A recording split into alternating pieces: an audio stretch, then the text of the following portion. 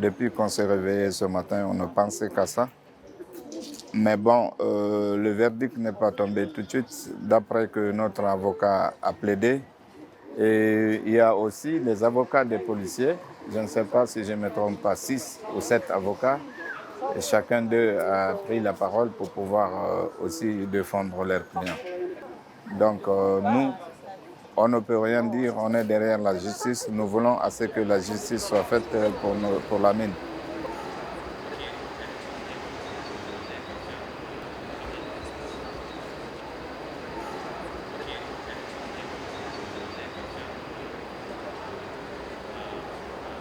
Donc moi c'est Ayoub Bouddha, je fais partie du collectif Justice pour Mehdi et je suis le grand frère de Mehdi.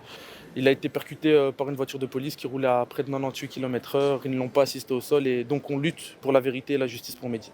C'est important de se soutenir entre familles et de venir aux audiences ou à chaque étape cruciale. C'est important de se soutenir, que ce soit déjà moralement pour eux, pour qu'ils ne se sentent pas seuls, et aussi par compassion, parce qu'on vit la même chose en fait. Malheureusement, on vit la même chose. Je les comprends, moi je sais ce que c'est de perdre un frère. Mes parents savent ce que c'est de perdre un enfant, et être accompagné, c'est inestimable dans ces moments-là.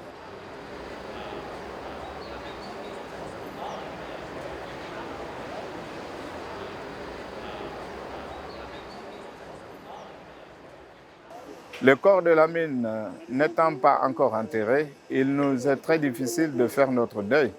Ça fait 3 ans maintenant qu'on attend ce moment-là pour que nous puissions maintenant être libérés.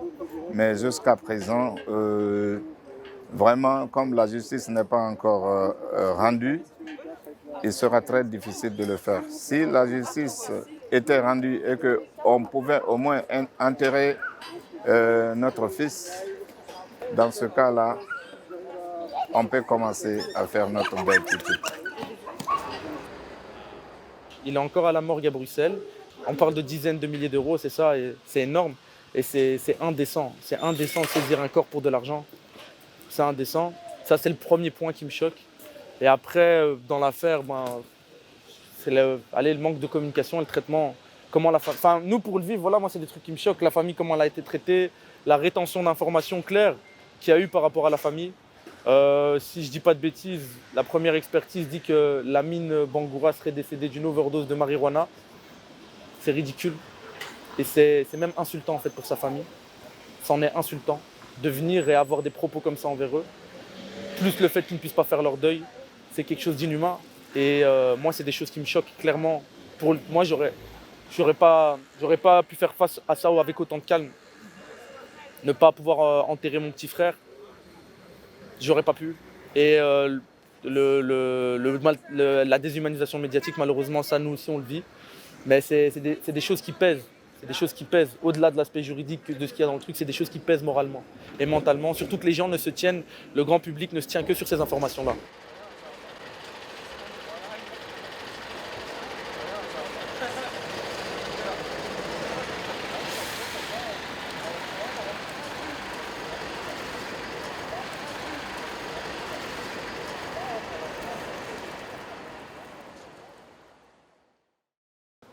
À la fin, nous, on a perdu notre proche.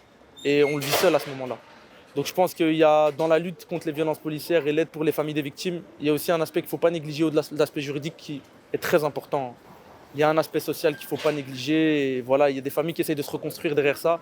Et ce n'est pas nécessairement une décision d'un juge qui va permettre de régénérer ces plaies qui sont toujours ouvertes. Il y a l'aspect juridique pour lequel on se bat, mais quand on rentre chez soi après le jugement et qu'on rentre en larmes, il n'y a personne. Malgré le fait qu'il y ait un oui ou un non, il n'y a personne pour sécher nos larmes, mais il n'y a rien qui peut sécher ces larmes-là. Donc voilà. Et je tiens aussi à remercier à vous tous et tous ceux qui sont venus ici parce que eux aussi, ils ont eu le même problème que nous. Ils ont perdu leur enfant. Donc nous sommes dans le même cadre ici. Je vois que ces deux comités et Ayoub et notre comité se soutiennent mutuellement. Vraiment, je suis touché au fond de mon cœur. Donc, je ne fais que remercier à tous ceux qui ont fait le déplacement aujourd'hui.